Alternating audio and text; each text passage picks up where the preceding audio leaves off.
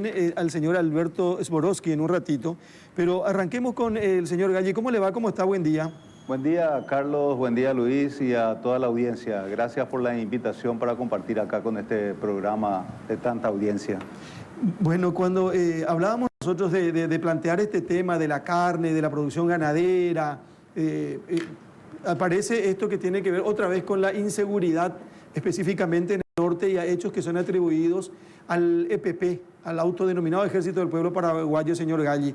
Y es otra vez así de seguido y en la zona norte, y creo que merece algún tipo de comentario antes de arrancar con el tema que queremos proponer este domingo. Sí, considero que independientemente del problema que estamos teniendo como sector, que es el precio de nuestro producto, es muchísimo más importante el tema de la seguridad, porque sin seguridad, mal o bien, no se puede trabajar. En primer lugar, queremos solidarizarnos con la persona de don Paulino Mendoza y los otros que han sufrido ataques. Son personas muy emblemáticas, trabajadoras de la zona de Amambay, los que han sufrido el ataque. Y este tipo de ataques es característico de ellos, hacen de seguido 1 o 2 golpes y se pierden en la zona. Hemos sufrido este tipo de ataque venimos hace varios años ya soportando.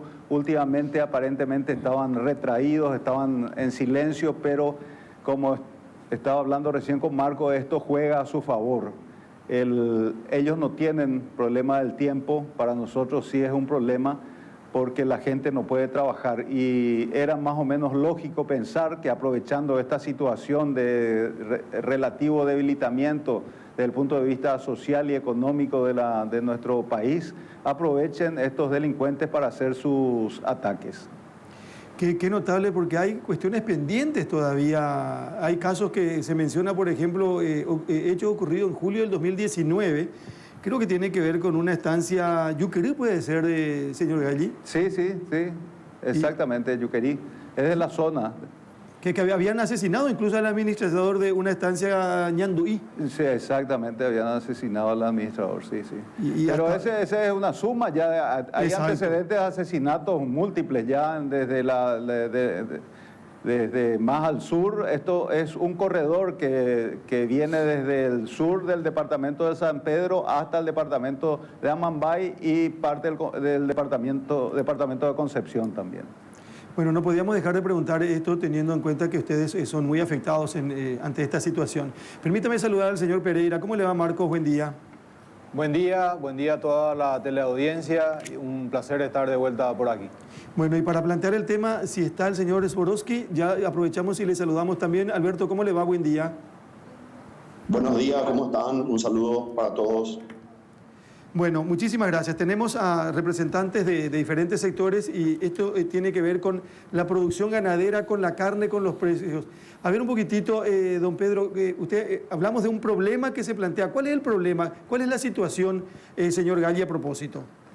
Bueno, podemos mirar desde dos aspectos. Uno es el aspecto relativo al sector productivo, al productor primario, al que produce los animales, que es el primer eslabón, digamos, de la cadena de valor de la carne. Posteriormente está el sector industrial, que es el que procesa.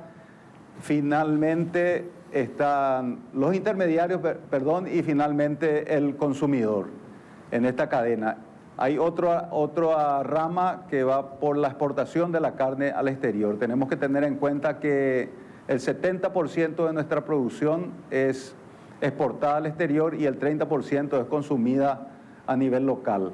El problema que nosotros estamos notando, independientemente de la situación actual que se dio a partir de mediados de marzo, digamos, de principios de marzo, es la diferencia de los precios que nosotros como productores primarios estábamos recibiendo de parte de la industria, que no tienen consistencia, no se compadecen con los precios promedios de exportación, que eran superiores a los que teníamos en años anteriores, donde recibíamos un mejor precio, y subieron los precios de exportación, precios promedios, y los precios que reciben los productores bajaron. hasta llegar a este momento que hubo un desplome hasta niveles considerados ya prácticamente inadmisibles, insostenibles. Pero esa brecha que existe entre el precio que recibe el productor y el precio de exportación, que se refiere al 70% de toda la producción del Paraguay, se ha ido ampliando. Y esto está asociado a cuestiones también relacionadas a la composición del sector industrial, donde una empresa o un grupo empresarial acapara el 40% de todas las compras a nivel país, y sumado otra industria también de capital extranjero, estamos en un 63%, y el resto distribuidos en más o menos en partes iguales a las otras empresas frigoríficas de los menonitas o de capital nacional. Por lo que consideramos que este acaparamiento del mercado fue acompañado precisamente de esa baja de los precios que hemos recibido. Entonces, consideramos que puede haber una distorsión o una manipulación de los precios en el juego del libre mercado. Otra cosa es el tema del precio, desde los intermediarios, que son las cadenas de supermercados, comercios en general, y el precio que paga el consumidor, que tampoco ahora se compadece con los precios desplomados que estamos recibiendo en este momento. O sea, Pedro, para entender esto, entre el precio que paga el consumidor ya en una góndola de supermercado, que incluye toda esa intermediación, por ejemplo, de los frigoríficos que vos decís, y el precio que recibe el productor, ¿hay una diferencia de cuánto? Bueno, por ejemplo, nosotros recibimos ahora $2 por kilo, en general, por la res. Y haciendo los cálculos son 12.500 por ahí más o menos el precio que estamos recibiendo nosotros. Y uno lo que encuentra en las góndolas del supermercado siempre se toma como referencia para el consumidor local el precio de la costilla, que es uno de los cortes más populares. Se encuentran en niveles de entre 25.000 y 29.000 guaraníes. Entonces, no entendemos qué es lo que está sucediendo. Tenemos el listado de precios de las industrias, que son las los listados de precios para los supermercados, y esos precios tampoco se compadecen con los precios que vemos en las góndolas. Y eso es una preocupación para nosotros, porque nosotros desearíamos que, así como el precio se ha desplomado para nosotros, que repercuta también de la misma manera al consumidor final. Es importante que se mantenga por lo menos esa brecha, que todos juntos pongamos parte de nuestro sacrificio, y pensamos que la cadena de intermediación no debería estar exenta también de ese sacrificio. Pero no podemos tampoco profundizar mucho, porque no estamos en ese negocio. Hay que ver cuáles son las composiciones de precios, pero haciendo números vemos que no se están compadeciendo, y es una preocupación.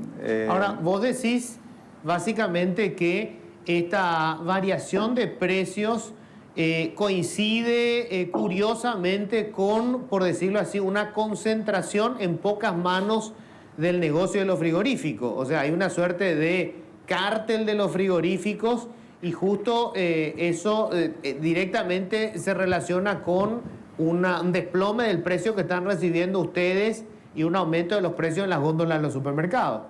Bueno, hay que considerar esas dos cosas. Vos dijiste ya la palabra, consideramos correcta, es un cártel. Se puede llegar, inclusive hemos hecho denuncias por parte de la Asociación Rural del Paraguay denunciando esta concentración del mercado. Se le llama vulgarmente cártel. Y eso fue asociado justamente a la caída de los precios. Ahora, dejemos de lado lo que es abril, o este estado de confinamiento, este estado donde realmente todo el mundo recibió un golpe muy fuerte, porque en realidad el confinamiento no es solamente para el Paraguay, sino es para para el resto del mundo, y la mayoría de los mercados que también son nuestros mercados también están sufriendo la misma situación, por lo que tendríamos que dejar de lado, pero por lo menos contando hasta precisamente antes de que ocurra este encierro forzado, estábamos viendo con mucha preocupación que la brecha que existía entre los precios de exportación que estaban teniendo, que son precios públicos publicados por el servicio oficial, y los precios que estábamos recibiendo los productores cada vez se ampliaba más. Esa es la preocupación, porque alguien se está quedando con la parte del león, como decimos. Ahora, don Pedro, te saluda Patricia. Te escuché decir hace 3 o 4 días de que se intentó hacer una mesa de diálogo entre todos los sectores involucrados en lo que tenga que ver con la carne, ¿verdad? Los supermercados, frigoríficos, pero eso fracasó debido a la falta de transparencia. ¿Quién es el principal sector que se niega a contar qué es lo que está pasando según ustedes? Gracias, Patricia. Es nuestro deseo de hace mucho tiempo, venimos bregando con la idea de tratar de formar una mesa, formar un lugar de convergencia donde podamos sentarnos todos los actores de la cadena de valor, comenzando por el productor primario, la industria, el sector oficial, el servicio oficial, inclusive los intermediarios, y pongamos todas las cartas sobre la mesa, veamos qué soluciones podemos dar a los problemas comunes, independientemente de los problemas que tenemos nosotros como productores con la industria, o que tengan la industria con la cadena de intermediación, etcétera. Pero hay muchas cosas que tenemos que solucionar, tenemos que ver nuevos mercados, tenemos que ampliar nuestros mercados, tenemos que conseguir un precio promedio mayor, tenemos que tener más transparencia en la conformación de los precios, tenemos que establecer indicadores referenciales para que tengamos ideas nosotros y el público en general de qué es lo que está sucediendo.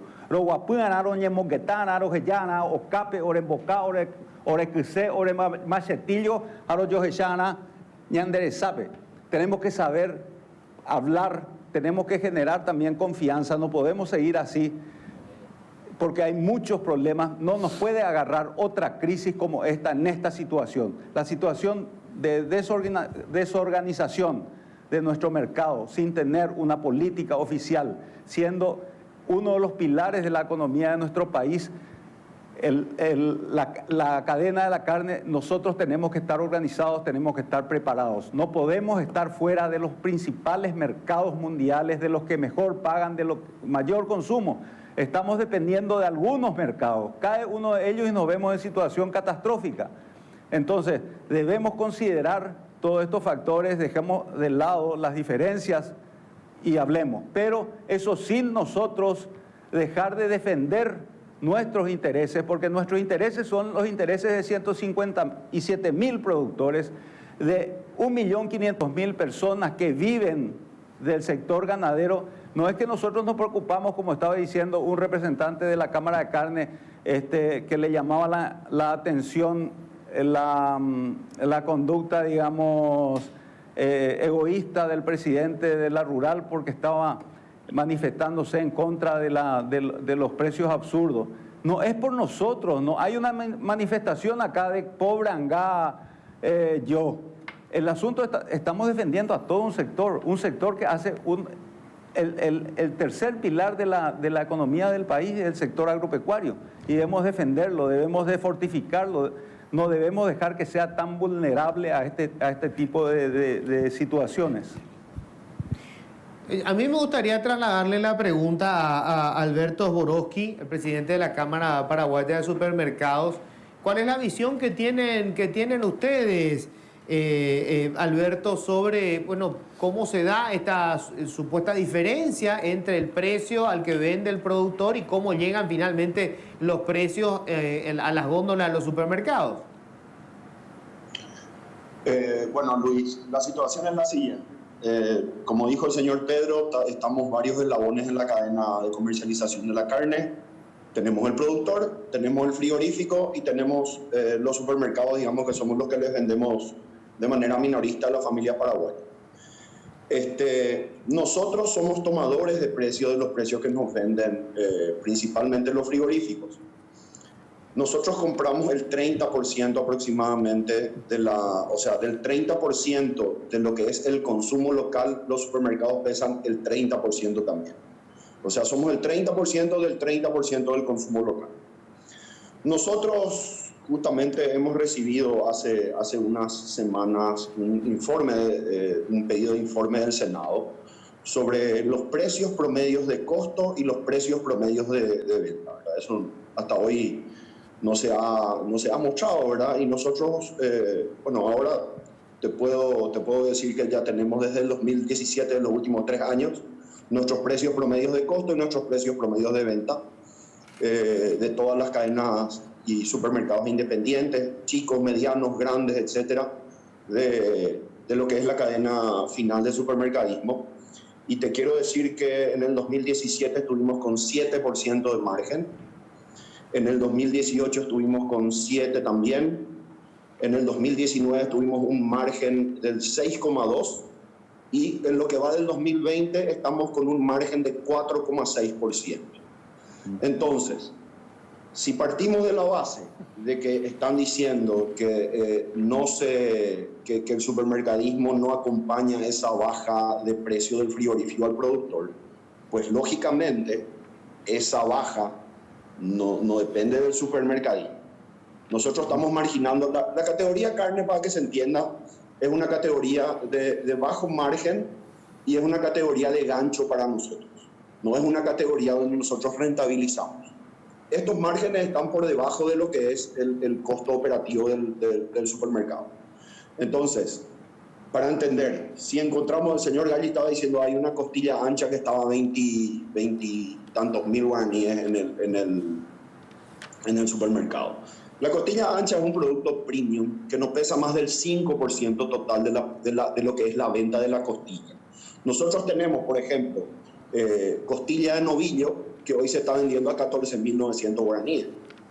O sea que no es que, me parece un poco malintencionado tener que tomar la referencia a una costilla ancha, que es un producto premium, que no pesa nada y que no es de consumo popular, y no poner la costilla de novillo, por ejemplo, que está a 14.900 guaraníes.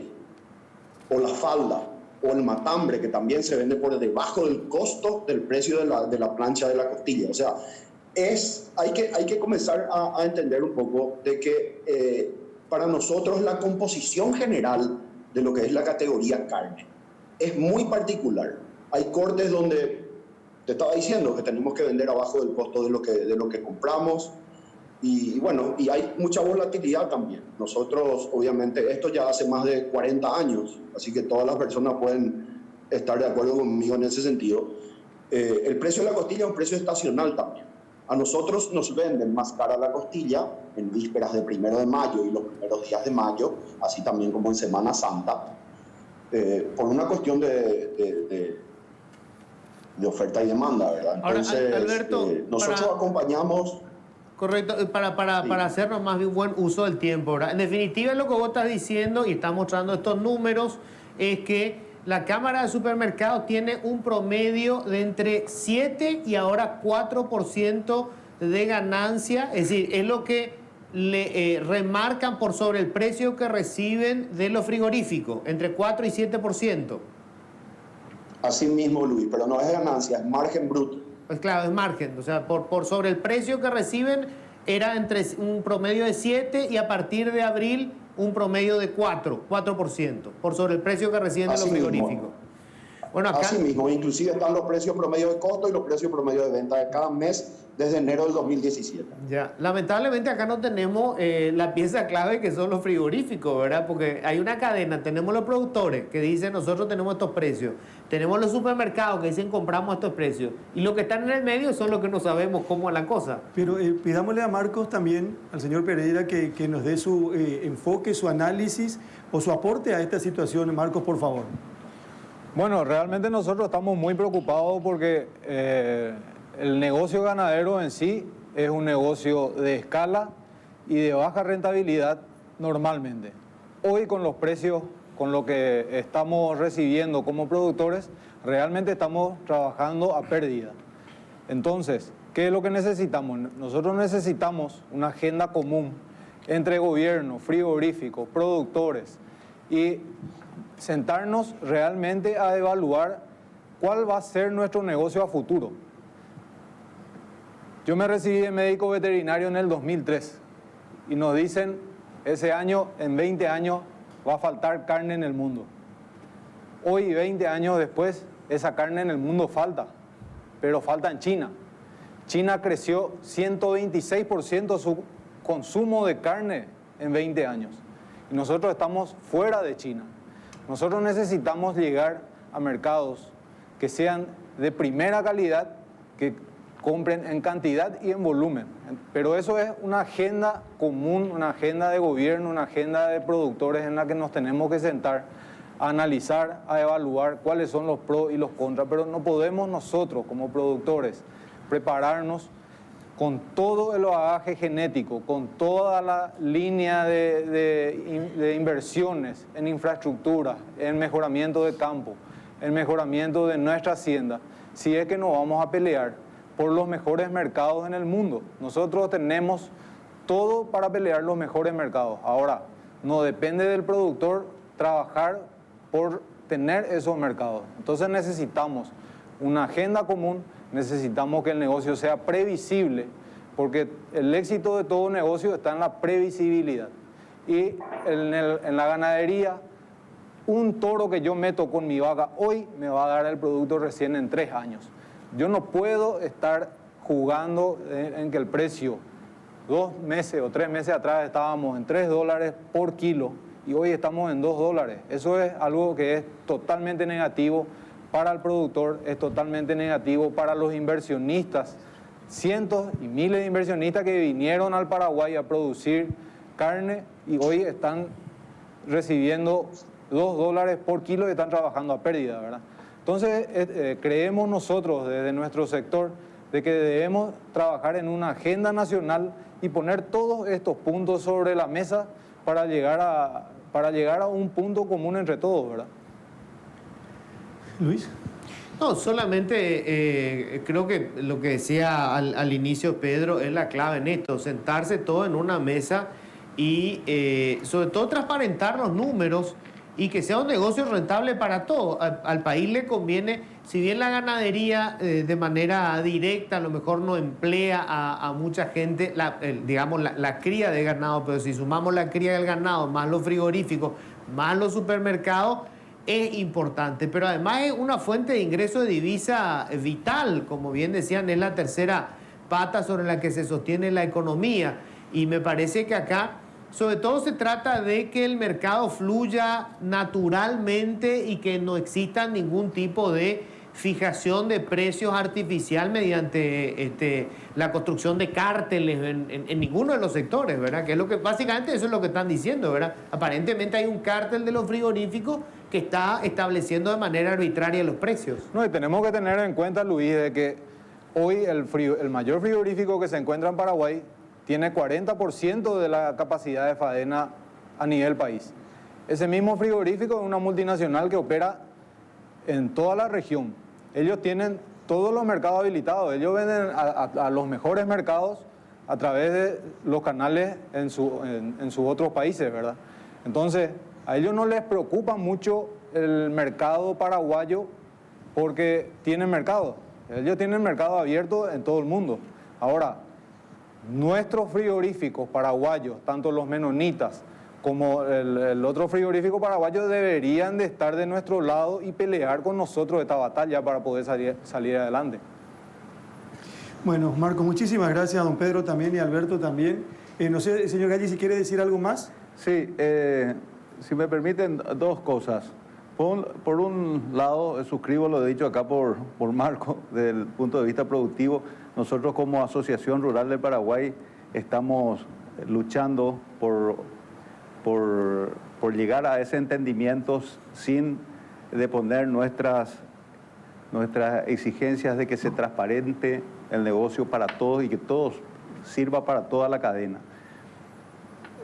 No podemos seguir subyugados al sector industrial. Esto debe ser negocio para ambas partes. Por otro lado, antes de despedirme, quiero insistir en el tema de seguridad. Necesitamos revisar nuestra estrategia de lucha contra esta amenaza que se llama el EPP. Necesitamos que el gobierno tome en serio, ha demostrado que cuando hay voluntad política de luchar contra una amenaza como fue la que recibimos ahora con el coronavirus, también podríamos asumir de manera responsable, con objetivos claros y poner bajo el amparo de la ley a estos delincuentes en forma definitiva, liberar el sector del campo que ya está muy golpeado por el tema de seguridad también en el abigeato. Estamos sufriendo consecuencias catastróficas por esta situación y que asuma, así como el ministro Mazzoleni asumió con responsabilidad, que asuma nuestro querido Gallo Paloma para conducir la lucha contra esta y terminar definitivamente con esta amenaza también. Usted se hace responsable de lo que acaba de decir. Porque le van a decir, en la lupa dijeron. En la lupa dijeron, van a decir. Fue el señor Luis Pedro Gracias, Galli. Pedro, muy amable, Marcos, muchísimas gracias también, muy gentil. Alberto, ¿algo más que quieras agregar, por favor?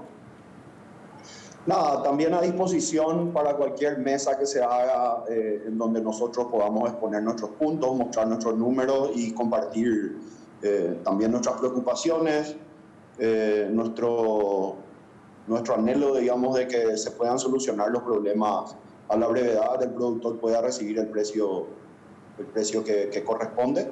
Y bueno, y también con los frigoríficos que estamos a las órdenes para sentarnos a negociar y a ver lo que sea necesario. Muchísimas gracias, muy amable. Bueno, esto tiene que ver con la producción, con la carne, con la ganadería. Pusimos en la lupa este tema con representantes de diferentes sectores. Tenemos más para compartir.